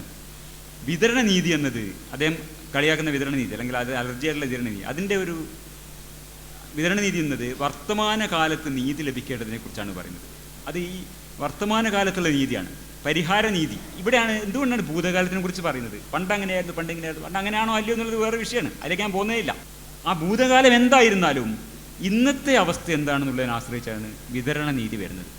പരിഹാര നീതി ഭൂതകാലത്തിന് വേണ്ടിയാണ്. പരിഹാര നീതിയുടെ ഒരു വിഷയമല്ല ഇത് കോമ്പൻസേറ്ററി ജസ്റ്റിസിൻ്റെ വിഷയമല്ല പറയുന്നത്, ഇത് ഡിസ്ട്രിബ്യൂട്ടീവ് ജസ്റ്റിസിൻ്റെ വിഷയമാണ് പറയുന്നത്. അപ്പോൾ ഈ സമൂഹത്തിൽ ഇന്ന് അവൈലബിൾ ആയിട്ടുള്ള വിഭവങ്ങൾ, അവസരങ്ങൾ, ഇതൊക്കെ എങ്ങനെ വിതരണം ചെയ്യപ്പെടണം എന്നുള്ളതാണ് നമ്മുടെ വിതരണ നീതിയുടെ വിഷയം. അപ്പോൾ അത് എന്തിൻ്റെ അടിസ്ഥാനത്തിലായിരിക്കണം? നമ്മൾ പരിഗണിക്കുന്ന വിഭാഗത്തിൻ്റെ സമകാലിക അവസ്ഥ, വർത്തമാനകാല അവസ്ഥയെ ബേസ് ചെയ്തുകൊണ്ടാണ് നമ്മളത് തീരുമാനിക്കുന്നത്. അതിൽ ആ അവസ്ഥയുടെ ചരിത്രപരമായ കാരണങ്ങളൊക്കെ ഉണ്ട്, അതിന് പ്രാധാന്യമൊക്കെ ഉണ്ട്. പക്ഷേ ഈ കോണ്ടെക്സ്റ്റിൽ അത് പ്രധാനമല്ല. ഇത് വിതരണ നീതിയുടെ കോണ്ടെക്സ്റ്റിൽ അവർക്ക് എന്ത് നൽകേണ്ടപ്പെടേണ്ടത്, ആർക്കെത്ര അവകാശമുണ്ട് എന്ന് ചിന്തിക്കുമ്പോൾ അത് വർത്തമാനകാലത്ത് അവരുടെ അവസ്ഥ എന്താണെന്നതിനെ ആശ്രയിച്ച് മാത്രം തീരുമാനിക്കേണ്ട കാര്യമാണ്. ഭാവി ഭൂതത്തിൽ അവരാരായിരുന്നു, എന്ത് കാരണം കൊണ്ടെന്നുള്ളത് വിഷയമേ അല്ല. അതാണ് വിതരണ നീതിയുടെ പ്രഥമ പരിഗണന, വർത്തമാനകാലത്തിലെ നീതിയാണ്. അപ്പോൾ ഈ സമൂഹത്തിലുള്ള മറ്റ് അവശ്യ വിഭാഗങ്ങളുടെ കൂടെ മുസ്ലിങ്ങളെ കൂടി ഉൾപ്പെടുത്തിക്കൊണ്ട് മൻമോഹൻ സിംഗ് സംസാരിച്ചത് ഇന്ത്യയിലെ മുസ്ലിങ്ങളുടെ അന്നത്തെ വർത്തമാനകാല അവസ്ഥയെ മുൻനിർത്തിയാണ് വിതരണ നീതിയുടെ വിഷയമാണ് അദ്ദേഹം സംസാരിക്കുന്നത്. കാരണം എന്ന് വെച്ചാൽ 2006 ഡിസംബർ 9 മൻമോഹൻ സിംഗ് പ്രസംഗം ചെയ്യുന്നത്. അതിൻ്റെ കൃത്യം 22 ദിവസം മുമ്പേ 2006 നവംബർ 17 മുസ്ലിങ്ങളുടെ സാമൂഹികവും സാമ്പത്തികവും വിദ്യാഭ്യാസപരവുമായ അവസ്ഥകളെക്കുറിച്ച് പഠിച്ച് റിപ്പോർട്ട് ചെയ്യാൻ നിയോഗിച്ചിട്ടുള്ള ജസ്റ്റിസ് രജീന്ദ്ര സച്ചാറിൻ്റെ അധ്യക്ഷതയിലുള്ള കമ്മിറ്റി, സച്ചാർ കമ്മിറ്റി, ആ റിപ്പോർട്ട് സമർപ്പിക്കുന്നത്. അതിൻ്റെ ഫ്രണ്ട് പേജാണ് ഞാൻ കൊടുക്കുന്നത്, ഡേറ്റിൽ കാണാനായിട്ട്. 17 നവംബർ 22 ദിവസം മുമ്പാണ് സച്ചാർ കമ്മിറ്റി റിപ്പോർട്ട് വരുന്നത്. അത് നോക്കുകയാണെങ്കിൽ കുട്ടികളിലെ പോഷകാഹാര ലഭ്യത, ഞാനത് മുഴുവൻ സൈഡാക്കി വെച്ചിട്ടുണ്ട്, അതൊന്നും ഞാൻ പോണില്ല കേട്ടോ. കുട്ടികളിലെ പോഷകാഹാര ലഭ്യത, മുതിർന്നവരുടെ സാക്ഷരത, കുട്ടികൾ ശരാശരി എത്ര വർഷം സ്കൂളിൽ പോകുന്നു, എത്ര ശതമാനം പേര് ഉന്നത വിദ്യാഭ്യാസം നേടുന്നു, സാങ്കേതിക വിദ്യാഭ്യാസം നേടിയിട്ടുള്ള എത്ര ആൾക്കാരുണ്ട്, IIM, IIT-കൾ, ഇതിലൊക്കെ എത്ര മുസ്ലിം വിദ്യാർത്ഥികൾ പഠിക്കുന്നുണ്ട്, എത്ര ശതമാനം പേർക്ക് കൃത്യമായ ശമ്പളമുള്ള ജോലികൾ, എത്ര മെഡിക്കൽ കോളേജ് എത്ര ആൾക്കാരുണ്ട്, പ്രധാന മെഡിക്കൽ കോളേജുകളിൽ ഇതെത്ര ശതമാനം മുസ്ലിങ്ങൾക്ക് പ്രവേശനം കിട്ടുന്നു, എത്ര ശതമാനം പേര് കൃത്യമായ ശമ്പളം കിട്ടുന്ന ജോലികൾ ചെയ്യുന്നുണ്ട്, എത്ര ശതമാനം പേര് കൂലിപ്പണി ചെയ്യുന്നുണ്ട്, മുസ്ലിങ്ങൾ താമസിക്കുന്ന ഗ്രാമങ്ങളിലെ വിദ്യാഭ്യാസ സൗകര്യങ്ങൾ എങ്ങനെ, അവിടെ എത്ര പക്കാ റോഡുകളുണ്ട്, ഇലക്ട്രിഫിക്കേഷൻ എത്രത്തോളം ഉണ്ട്, ദേശീയ ശരാശരിക്ക് തുല്യമായിട്ടോ അതിൽ കൂടുതലോ ചിലവാക്കാൻ പറ്റിയ എത്രത്തോളം, 1050 രൂപയാണ് കേട്ടോ ദേശീയ ശരാശരി, അതിലോ കൂടുതൽ ചിലവാക്കാൻ പറ്റിയ എത്ര പേര് മുസ്ലിങ്ങൾ ഇടയിലുണ്ട്, എത്ര ശതമാനം പേർക്ക് സ്വന്തമായിട്ട് ഭൂമിയുണ്ട്, എത്ര ശതമാനം ആൾക്കാർ ദാരിദ്ര്യരേഖയ്ക്ക് താഴെയാണ്, എത്ര ശതമാനം പേർക്ക് ഗവൺമെൻറ് ഉദ്യോഗങ്ങളുണ്ട്, സിവിൽ സർവീസിൽ എത്ര പേരുണ്ട്, റെയിൽവേസിൽ എത്ര പേരുണ്ട്, യൂണിവേഴ്സിറ്റി ഉദ്യോഗങ്ങളിൽ എത്രത്തോളം മുസ്ലിങ്ങളുണ്ട്. ഇങ്ങനെ ഈ കമ്മിറ്റി വിധങ്ങളോ എല്ലാ സ്റ്റാറ്റിസ്റ്റിക്സും വളരെ വിശദമായി പഠിച്ചിട്ട് അതിൻ്റെ വിശദമായ റിപ്പോർട്ട് അതിൽ കൊടുത്തിട്ടുണ്ട്. അതൊക്കെ ഞാൻ പോയിട്ടൊരു 10-30 സ്ലൈഡാക്കി ഇങ്ങനെ ചെയ്തു വെച്ചിട്ടുണ്ട്. അതൊന്നും പറയാനുള്ള സമയമില്ല, അതിൻ്റെ ആവശ്യമില്ല, നമുക്ക് അത്രയധികം പറയേണ്ട ആവശ്യമില്ല. ഞാൻ കൂടെ പോയി ഇതൊക്കെ അവൈലബിൾ ആണ്. ഇതൊക്കെ വായിച്ചുകൊണ്ടാണ് ഇദ്ദേഹം സംസാരിക്കുന്നതെന്ന് പറഞ്ഞത്. അതിൻ്റെ അവസാനത്തെ 2 വാചകം മാത്രം ഞാനിവിടെ ഒന്ന് കോട്ട് ചെയ്യാം. ഇങ്ങനെയാണ് പറയുന്നത്. അവർ പറയുന്നത് എന്താ വെച്ചാൽ, അവർ കാര്യം എന്ന് പറഞ്ഞ് അത് മറ്റു മതവിഭാഗങ്ങളായിട്ട് താരതമ്യം ഇതൊക്കെ ചെയ്യുന്നിട്ട് അവർ പറയുന്ന വാചകം ഇതാണ്: പല കാര്യങ്ങളിലും മുസ്ലിം ജനവിഭാഗത്തിൻ്റെ നിലവാരം പട്ടികജാതികളിൽ നിന്ന് താഴെയാണ്, ചിലത് അത് സമാനമാണ്, ചിലതിൽ താഴെയാണ്, ചിലയിടങ്ങളിൽ പട്ടികജാതികൾ തൊട്ട് മുകളിൽ നിൽക്കുന്നതാണ് പറയുന്നത്. അപ്പോൾ അതിൻ്റെ ആ 2 വാചകതാണ്. ആദ്യം ഉദ്ധരിക്കുന്ന വാചകമാണ്: ഇന്ത്യയിലെ വ്യത്യസ്ത സാമൂഹ്യ മതവിഭാഗങ്ങൾക്ക് വികസനത്തിൻ്റെ പ്രയോജനങ്ങൾ തുല്യ അളവിൽ നേടാൻ കഴിഞ്ഞിട്ടുണ്ടോ എന്ന ചോദ്യമാണ് ഈ റിപ്പോർട്ട് പരിശോധിച്ചത്. മുസ്ലിങ്ങളെ കേന്ദ്രീകരിച്ചാണ് ഈ അന്വേഷണം നടത്തിയത്. നമ്മൾ നോക്കിക്കഴിഞ്ഞാൽ ഇതേ വാചകമാണ്, ഏറെക്കുറെ ഒരേ ഫ്രേസാണ് മൻമോഹൻ സിംഗ് പറയുന്നത്. ഞാനവിടെ 2 അടയാളപ്പെടുത്തിച്ച് കാണാം. മൻമോഹൻ സിംഗ് പറഞ്ഞ വാചകം ഇതാണ്: ഈക്വൽ ചാൻസ് പിന്നെ to reap the benefits of development with a focus on Muslims. Sachar committee പറഞ്ഞതാണ്, to reap the benefits of development with a focus on Muslims, particularly the Muslim minority share equitably in the fruits of development. ഏതാണ്ട് ഒരേ ശൈലിയാണ് സംസാരിക്കുന്നത്. ഞാൻ പറയുന്നത് വർത്തമാനകാല അവസ്ഥ എന്താണെന്ന് അറിഞ്ഞുകൊണ്ട് അതാണ് ഈ പറയുന്നത്. അപ്പോൾ കൃത്യമായ എവിഡൻസ് ബേസ്ഡ് ആയിട്ട് സംസാരിക്കുന്നത്. ഇത് സാഹോദര്യ പ്രേരിതവും അതുപോലെ തന്നെ തെളിവിനാൽ പ്രേരിതവുമാണ്. എവിഡൻസ് ബേസ്ഡുമാണെന്ന് പറയാൻ വേണ്ടിയാണ് ഞാൻ പറഞ്ഞത്. ഒരേ കാര്യമാണ് പറഞ്ഞത്. അപ്പോൾ അതിൽ അവസാനം രണ്ടാമത്തെ വാചകം ഇതാണ്: പൊതുവിൽ പറഞ്ഞാൽ വികസനത്തിൻ്റെ എല്ലാ മാനങ്ങളിലും മുസ്ലിം ജനവിഭാഗം പോരായ്മകളും ഇല്ലായ്മകളുമാണ് പ്രദർശിപ്പിക്കുന്നത് എന്നാണ് ഞങ്ങളുടെ വിശകലനം കാണിക്കുന്നത്. മൊത്തത്തിൽ നോക്കിയാൽ പട്ടികജാതി പട്ടികവർഗത്തിന് കുറച്ച് മേലെയും ഹിന്ദു OBCകൾക്ക് താഴെയുമാണ് മുസ്ലിങ്ങളുടെ നില എന്നാണ് സച്ചാർ കമ്മിറ്റി റിപ്പോർട്ട്. ഇത് എവിഡൻസാണ് കൃത്യമായിട്ട്. അതിൻ്റെ ബേസിൽ ഒരാൾ സംസാരിക്കുന്നതാണ്, ഇതല്ലേ? അല്ലാണ്ട് അങ്ങനെ കാണാൻ പറ്റില്ല. എവിഡൻസ് ബേസ്ഡ് പൊളിറ്റിക്സ് ആണ് ഞങ്ങൾ പൊളിറ്റിക്സ് എന്നൊക്കെ ആന പോലെ പറയും. പക്ഷേ എവിഡൻസ് ബേസ്ഡ് ആയിട്ട് ഒരാൾ സംസാരിക്കുമ്പോൾ എന്താണ്, അദ്ദേഹം അങ്ങനെ പറയാൻ പാടില്ലായിരുന്നു. ഇത് എവിഡൻസ് ആണ്. ഇതാണ് എവിഡൻസ്. ഈ എവിഡൻസ് ബേസ് ചെയ്തിട്ടാണ് പറയുന്നത്. ഇതാണ് എവിഡൻസ് ബേസ്ഡ് പൊളിറ്റിക്സ്. അപ്പോൾ ഇങ്ങനെ deficits and ഡെപ്രിവേഷൻ in practically all dimensions of development അനുഭവിക്കുന്ന ഒരു ജനസമൂഹത്തെ ഉയർത്തിക്കൊണ്ടുവരാനുള്ള പദ്ധതികൾക്കാവണം സംസ്ഥാന സർക്കാരുകളുടെ ധനവിനിയോഗത്തിൽ പ്രഥമ പരിഗണന കിട്ടേണ്ടത്. കേന്ദ്ര ഗവൺമെൻറ് നിരവധിയായ മറ്റു ഉത്തരവാദിത്തങ്ങളുണ്ട് എന്ന് പറയുന്നതിൽ യാതൊരു തെറ്റുമില്ല എന്നാണ് എൻ്റെ കാഴ്ച. ഒരിക്കൽ കൂടി ഓർമ്മിപ്പിക്കട്ടെ, വാദത്തിന് വേണ്ടി മാത്രമാണ് അദ്ദേഹം ഈ പ്രസംഗഭാഗത്ത് 2 വാദങ്ങൾ മാത്രമേ പറഞ്ഞിട്ടുള്ളൂ, മുസ്ലിങ്ങളെ മാത്രമേ പരാമർശിച്ചിട്ടുള്ളൂ എന്ന് ഞാൻ വാദം പറഞ്ഞത്. അങ്ങനെയല്ല, അദ്ദേഹത്തിനെ പറയുന്നുണ്ട്. ഇത് എല്ലാ പ്രയോറിറ്റി മേഖലയും കൂടിയാണ് പറഞ്ഞത്. ഞാൻ പറഞ്ഞത് അങ്ങനെയല്ല പറഞ്ഞത്. ഈ 2 വാചകം മാത്രമേ പറഞ്ഞിട്ടുള്ളൂ എന്ന് വിചാരിച്ചോ, എന്നാൽ പോലും തെറ്റില്ല. അത് എവിഡൻസ് ബേസ്ഡ് ആണ്, സാഹോദര്യ പ്രേരിതമാണ് എന്നാണ് ഞാൻ പറയുന്നത്. തങ്ങളെക്കാൾ കൂടുതൽ അവശരായവർക്ക് തങ്ങളുടെ കയ്യിലുള്ള വിഭവങ്ങൾ ലഭിക്കാൻ കൂടുതൽ അവകാശമുണ്ട് എന്ന് മനുഷ്യർ തിരിച്ചറിയുന്നിടത്താണ് സാഹോദര്യമുള്ളത്. അവിടെയാണ് സമൂഹത്തെക്കുറിച്ച് ശുഭപ്രതീക്ഷ സാധ്യമാവുന്നത്. അപ്പോൾ പിന്നെ ഇങ്ങനെ ഒരു ശുഭപ്രതീക്ഷ സാധ്യമായ ഒരു കാലമായിരുന്നു 2006 എന്ന് ഈ 2024 ഇരുന്ന് പോകുമ്പം പിന്നോക്കാലോചിക്കും എനിക്ക് തോന്നുന്നത് അന്ന് അങ്ങനെ തോന്നിയിട്ടില്ലെങ്കിലും. അതെ. അപ്പോൾ ഞാൻ നേരത്തെ പറഞ്ഞ വാചകം ഒന്നുകൂടി ആവർത്തിച്ചിട്ട് ഇതിൻ്റെ അവസാന സെക്ഷനിലേക്ക് കടക്കാം. മുസ്ലിങ്ങളോട് ഹിന്ദുത്വ രാഷ്ട്രീയം പുലർത്തുന്ന സാഹോദര്യ രാഹിത്യം പങ്കിടുന്നവർക്ക് മാത്രമേ വിഭവങ്ങൾക്ക് മേലുള്ള ആദ്യാവകാശം സംബന്ധിച്ച് മുൻ പ്രധാനമന്ത്രി പറഞ്ഞതിൽ കുറ്റം ആരോപിക്കാൻ കഴിയും. ഈ ലാസ്റ്റ് സെക്ഷനാണ്. അതിൻ്റെ പേര് തുല്യതയ്ക്കെതിരെ തുല്യത എന്നാണ്. ഇവിടെ ചർച്ച ചെയ്തിട്ടുള്ള ഈ പഞ്ചഗവ്യ പ്രസംഗത്തിൻ്റെ ചാണക ഭാഗത്ത് സി രവീന്ദ്രൻ പറഞ്ഞൊരു വാചകം ഞാൻ ഒരിക്കൽ കൂടി ആവർത്തിക്കാം. യഥാർത്ഥത്തിൽ പറയേണ്ടത് ന്യൂനപക്ഷങ്ങൾക്കും എല്ലാ വിഭാഗങ്ങൾക്കും രാജ്യത്തിൻ്റെ വിഭവങ്ങളിന്മേൽ തുല്യമായ അവകാശാധികാരങ്ങൾ ഉണ്ടായിരിക്കണം എന്നുള്ളതിൽ കവിഞ്ഞൊരു ടീസ്പൂൺ പോലും പറയാൻ ഇന്ത്യ പോലെ ജനാധിപത്യ രാജ്യത്തെ ഒരു പ്രധാനമന്ത്രിക്കും ധാർമ്മികമായ അവകാശമില്ല. കേട്ടാൽ തെറ്റു പറയാൻ പറ്റില്ല. കാരണം തുല്യതയെക്കുറിച്ചാണ് പറയുന്നത്. തുല്യതയ്ക്കെതിരെ തുല്യത ഉപയോഗിക്കാനുള്ളതാണ് ഇവിടെ സംഭവം തന്നെ. ഈ തുല്യത എന്നുള്ള ഒരു ജനാധിപത്യ പുരോഗമനപരമായ ആശയത്തിനെതിരെ ഈ തുല്യത എന്ന വാക്കുകൊണ്ട് തന്നെ യുദ്ധം ചെയ്യുന്ന ഒരു യാഥാസ്ഥിതിക തന്ത്രമാണ് ഇവിടെ കാണുന്നത്. ഈ ഒരു ഉദാഹരണം പറഞ്ഞിട്ട് ഞാനൊന്ന് വ്യക്തമാക്കാൻ ശ്രമിക്കാം. ബ്ലാക്ക് ലൈവ്സ് മാറ്റർ, ഇങ്ങനൊരു വാക്ക് നിങ്ങൾ കേട്ടിട്ടുണ്ട്. ബ്ലാക്ക് ലൈവ്സ് മാറ്റർ ഇത് നമുക്കൊക്കെ അറിയുന്നൊരു മൂവ്മെൻറ്റാണ്. 2013 ആരംഭിച്ചാണ്, 2020 അന്താരാഷ്ട്ര ശ്രദ്ധ നേടിയത്. ഇപ്പോഴും ആ പ്രസ്ഥാനം പ്രവർത്തിക്കുന്നുണ്ട്. ആഫ്രിക്കൻ അമേരിക്കക്കാരായിട്ടുള്ള മനുഷ്യരുടെ ജീവൻ ഒരു വിലയുമില്ല എന്ന് കാലാകാലങ്ങളായിട്ട് അമേരിക്കയിൽ തുടർന്നു വന്നിട്ടുള്ള വ്യവസ്ഥക്കെതിരെ സമത്വഭാവന ഉൾക്കൊള്ളുന്ന ജനാധിപത്യ ബോധമുള്ള ആധുനിക മനുഷ്യർ അവരുയർത്തിയുള്ള മുദ്രാവാക്യമാണ് എന്ത്? ബ്ലാക്ക് ലൈവ്സ് മാറ്റർ എന്നുള്ളത്. ഈ മുദ്രാവാക്യത്തിനെതിരെ യാഥാസ്ഥിതികർ ഉയർത്തിയിട്ടുള്ള മുദ്രാവാക്യം എന്താണെന്നറിയോ? ഓൾ ലൈവ്സ് മാറ്റർ, എല്ലാ ജീവനുകൾക്കും വിലയുണ്ട്. ബ്ലാക്ക് ലൈവ്സ് മാറ്ററിനെതിരായിട്ട് ഓൾ ലൈവ്സ് മാറ്റർ. അത് അതിനെ പറ്റിയിട്ട് വിക്കിപീഡിയ പറഞ്ഞ കാര്യം ഞാൻ എഴുതി വെച്ചിരിക്കുന്നത്.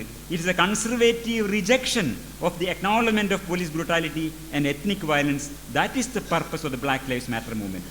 ഈ കറുത്ത വർഗ്ഗക്കാരുടെ ജീവന് വില കൽപ്പിക്കാത്ത പോലീസ് അതിക്രമങ്ങൾ, വംശീയ അക്രമങ്ങൾ തുടങ്ങിയിട്ടുള്ള ഈ ബ്ലാക്ക് ലൈവ്സ് മാറ്റർ എന്ന ഈ മൂവ്മെൻറ്റ് സമൂഹ ശ്രദ്ധയിലേക്ക് കൊണ്ടുവരാൻ ശ്രമിച്ചിട്ടുള്ള സാമൂഹ്യ പ്രശ്നങ്ങളെ അക്നോളജ് ചെയ്യാതിരിക്കാം എന്നുള്ളതാണ് യാഥാസ്ഥിതിക തന്ത്രമാണ് ഓൾ ലൈവ്സ് മാറ്റർ എന്നുള്ള ബദൽ മൂവ്മെൻറ്റ് സ്വഭാവം.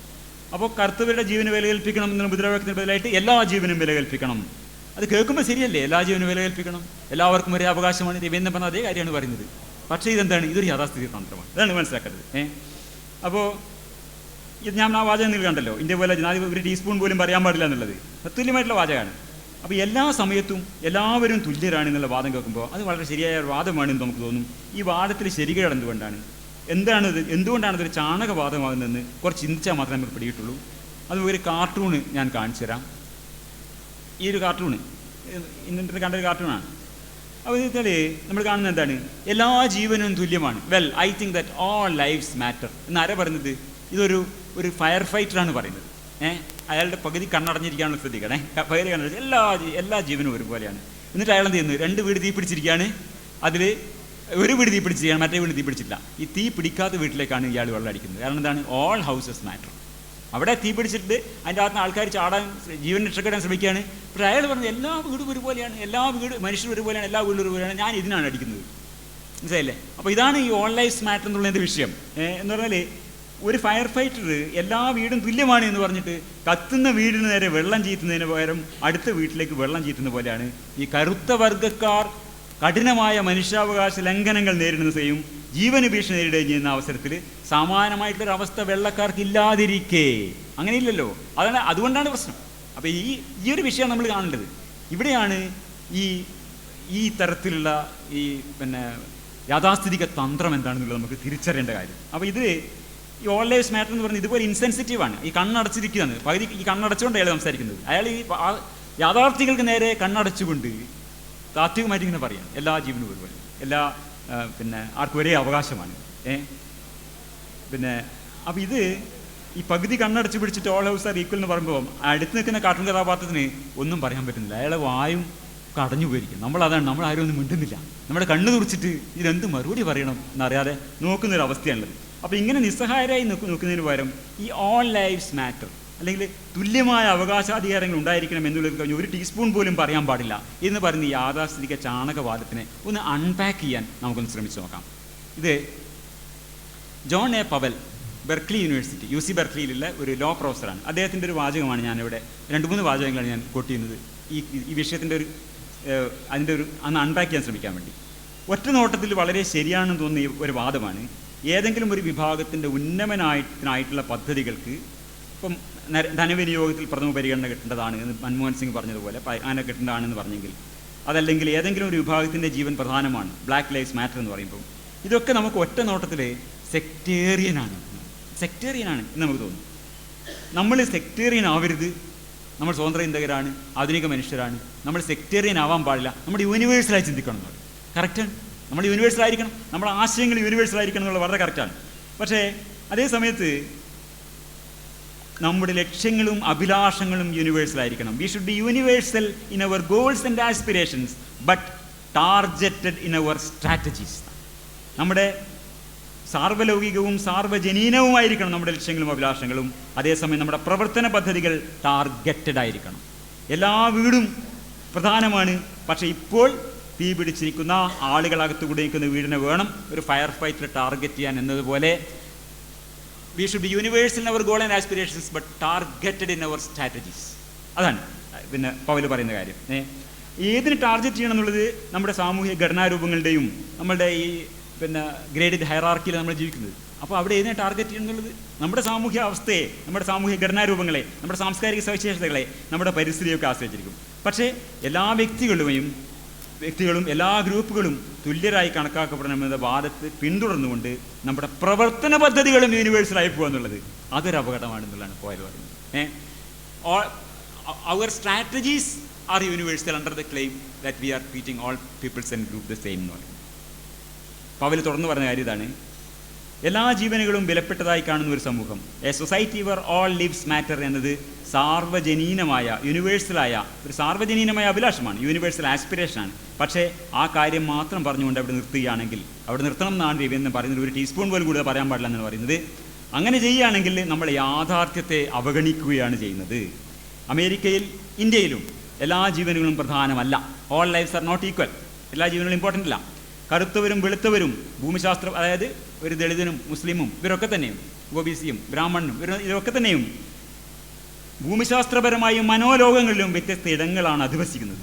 അതിലുപരി പോലീസുമായും മറ്റ് ഭരണഘടനാ സ്ഥാപനങ്ങളുമായുള്ള ബന്ധങ്ങൾ ഈ രണ്ട് വിഭാഗങ്ങളെ സംബന്ധിച്ചിടത്തോളം തീർത്തും വ്യത്യസ്തമാണ്. പൗലിൻ്റെ വാചകങ്ങൾ ഞാൻ ട്രാൻസ്ലേറ്റ് ചെയ്യാണ്. കറുത്തവരുടെ ജീവിതങ്ങൾ ബന്ധിതങ്ങളും പൊടുന്നനവേ അവസാനിക്കപ്പെടുന്നവയാണ്. Black lifes have been constrained and cut short. ഇങ്ങനെയുള്ളപ്പോൾ നമ്മൾ ടാർഗറ്റഡ് ആയിട്ട് തന്നെ ചെയ്യേണ്ടതുണ്ട്. അപ്പോൾ പൗൽ പറഞ്ഞ അവസാനത്തെ വാക്യം ഇതാണ്, ബ്ലാക്ക് ലൈഫ്സ് മാറ്റർ എന്ന മുദ്രാവാക്യത്തെ ഓൾ ലൈഫ്സ് മാറ്റർ എന്ന മുദ്രാവാക്യം കൊണ്ട് പകരം വെക്കുമ്പോൾ സമൂഹത്തിലെ എല്ലാ വിഭാഗങ്ങളുടെയും നില തുല്യമാണ് എന്ന തെറ്റായ സങ്കല്പത്തിലേക്ക് നമ്മൾ വഴുതി വീഴുകയാണ്. We may be slipping into a false assumption that we are all similarly situated. We are not. നമ്മളല്ല, നമ്മൾ സിമിലർലി സിറ്റുവേറ്റഡ് അല്ല. എല്ലാ വിഭാഗങ്ങളിലും നില തുല്യമല്ല. ഇതാണ് വസ്തുത. വസ്തുത എന്നുള്ളതിനെ ചോന്ന് അവതരിപ്പിച്ചിട്ടുണ്ട്. ഇവിടെ വസ്തുതയാണ്. എല്ലാ വിഭാഗങ്ങളുടെയും നില തുല്യമല്ല എന്നതാണ് വസ്തുത, യാഥാർത്ഥ്യം. ഈ വസ്തുതയാണ് സച്ചാർ കമ്മിറ്റി അവിടെ പറഞ്ഞത്. എല്ലാ വിഭാഗങ്ങളുടെയും നില തുല്യമല്ല, അല്ലെങ്കിൽ തുല്യമല്ല എന്നുള്ള സച്ചാർ കമ്മിറ്റി അവിടെ പറഞ്ഞ കാര്യം. ഈ വസ്തുതയെയാണ് സച്ചാർ കമ്മിറ്റി വ്യക്തമാക്കിയത്. ആ വസ്തുതയുടെ അടിസ്ഥാനത്തിലാണ് സമൂഹത്തിലെ അവശ്യ വിഭാഗങ്ങളുടെ കൂട്ടത്തിൽ മുസ്ലിങ്ങളുടെ കൂടി ഉൾപ്പെടുത്തിക്കൊണ്ട് അന്നത്തെ പ്രധാനമന്ത്രി സംസാരിച്ചത്. തുല്യമായ അവകാശാധികാരങ്ങൾ എന്നതിൽ ഉള്ളതിൽ കവിഞ്ഞ് ഒരു ടീസ്പൂൺ പോലും പറയാൻ പാടില്ല എന്ന് രവീന്ദ്രൻ്റെ വാദം അമേരിക്കയിലെ ഓൾ ലൈവ്സ് മാറ്റർ എന്ന യാഥാസ്ഥിതിക വാദത്തിൻ്റെ ഇന്ത്യൻ പതിപ്പാണ്. ഈ ബ്ലാക്ക് ലൈവ്സ് മാറ്റർ എന്നുള്ള ആ മൂവ്മെൻറ്റിൻ്റെ ഇതാണ് ഞാൻ പറഞ്ഞത്. അത് ഒരേ കാര്യമാണ് ഇവർ രണ്ടുപേരും പറയുന്നത്. ബ്ലാക്ക് ലൈവ്സ് മാറ്റർ മൂവ്മെൻറ്റിൻ്റെ ഒരു പ്ലക്കാർഡിൽ എഴുതിയ വാക്കുകൾ കൂടി പറഞ്ഞ് ഞാൻ ഈ പ്രസംഗം അവസാനിപ്പിക്കാം. ഇതാണ് ഇതിൻ്റെ എഴുതിയിരിക്കുന്നത്. Yes, all lives matter, but we are focused on the black ones right now. Okay, മനസ്സിലായോ സാറേ? ഞാൻ okay, because it is very apparent that our judicial system doesn't know that. Plus, if you can't see why we are exclaiming Black Lives Matter, you are part of the problem. You are part of the problem. ഒന്നുകൂടി പറയട്ടെ, അതെ, എല്ലാ ജീവനുകളും പ്രധാനമാണ്. പക്ഷേ ഇപ്പോൾ തൽക്കാലം നമ്മൾ കറുത്തവരുടെ ജീവനിലാണ് focus ചെയ്യുന്നത്. ഓക്കെ, എന്തുകൊണ്ട് എല്ലാ ജീവനുകളും പ്രധാനമാണ് എന്ന കാര്യം നമ്മുടെ നീതിന്യായ വ്യവസ്ഥക്ക് അറിയില്ല എന്നത് സുവ്യക്തമാണെന്നുകൊണ്ട്. ഒന്നുകൂടി പറയട്ടെ, ബ്ലാക്ക് ലൈവ്സ് മാറ്റർ എന്ന് ഞങ്ങൾ എന്തുകൊണ്ട് ആക്രോശിക്കുന്നു എന്നത് നിങ്ങൾക്ക് മനസ്സിലാവുന്നില്ല എങ്കിൽ U are part of the problem. ഇത് തന്നെയാണ് മൻമോഹൻ സിംഗിൻ്റെ പ്രസ്താവനയെക്കുറിച്ചുള്ള സംഘപരിവാറിൻ്റെ അസത്യ പ്രചരണം കഴിഞ്ഞ കുറേ വർഷങ്ങളായി കേരള സ്വതന്ത്ര ചിന്താരംഗം നടത്തിക്കൊണ്ടിരുന്ന രവീന്ദ്രനും പറയാനുള്ളത്. If you can see why the former prime minister included welfare of Muslims among priority areas for state government, you are part of the problem. അതാണ് അദ്ദേഹത്തോട് എനിക്ക് പറയുന്നത്. മുസ്ലിം ജനതയോട് നീതി ചെയ്യണം എന്ന സാഹോദര്യ പ്രേരിതമായ നിലപാടെടുത്തതിൻ്റെ പേരിലാണ് മഹാത്മാഗാന്ധിയെ ഒരു ഹിന്ദുത്വവാദി വെടിവെച്ചു കൊന്നു കളഞ്ഞത്. ആ കൊലപാതകത്തെ രഹസ്യമായും ചിലപ്പോൾ പരസ്യമായും ന്യായീകരിക്കുന്ന അതേ ആൾക്കാരാണ് സമൂഹത്തിലെ അവസ്ഥ അനുഭവിക്കുന്ന വിഭാഗങ്ങളുടെ കൂട്ടത്തിൽ മുസ്ലിങ്ങളെയും ഉൾപ്പെടുത്തി സംസാരിച്ചു എന്നതിൻ്റെ പേരിൽ മുൻ പ്രധാനമന്ത്രി മൻമോഹൻ സിംഗിനെ കഴിഞ്ഞ 18 വർഷമായി അന്യായമായി ആക്രമിച്ചുകൊണ്ടിരിക്കുന്നത്. മുസ്ലിം ജനവിഭാഗത്തെക്കുറിച്ച് സാഹോദര്യപൂർവ്വമായ ഒരു വാക്ക് പോലും പറയാൻ രാഷ്ട്രീയ നേതാക്കൾ മടിക്കുന്ന ഒരു അന്തരീക്ഷം ഇന്ത്യയിൽ സൃഷ്ടിക്കാൻ ഇത്തരം പിന്തുടർന്നുള്ള ആക്രമണങ്ങൾ കൊണ്ട് സാധ്യമായിട്ടുണ്ട്. ഗാന്ധിവധമായാലും മൻമോഹൻ സിംഗിനെതിരായ നുണപ്രചരണമായാലും ഇത് രണ്ടും സാഹോദര്യം എന്ന ഭരണഘടനാ മൂല്യവുമായി ചേർന്നു പോവാത്ത മേൽജാതി ലോകബോധത്തിൻ്റെയും ആ ലോകബോധത്താൽ പ്രചോദിതമായ ഹിന്ദുത്വ രാഷ്ട്രീയ പ്രൊജക്റ്റിൻ്റെയും ഹിംസാത്മകതയുടെ ആവിഷ്കാരങ്ങളാണ്. ഈ ലോകബോധത്തെയും ഈ രാഷ്ട്രീയത്തെയും തിരിച്ചറിയുക, ആശയപരമായി നേരിടുക എന്നതാണ് സ്വതന്ത്ര ചിന്തകരുടെ അടിയന്തരമായ രാഷ്ട്രീയ ദൗത്യം എന്നാണ് എൻ്റെ അഭിപ്രായം. ഇത്രയും നേരം ക്ഷമാപൂർവ്വം എന്നെ കേട്ട എല്ലാവർക്കും നന്ദി, നമസ്കാരം.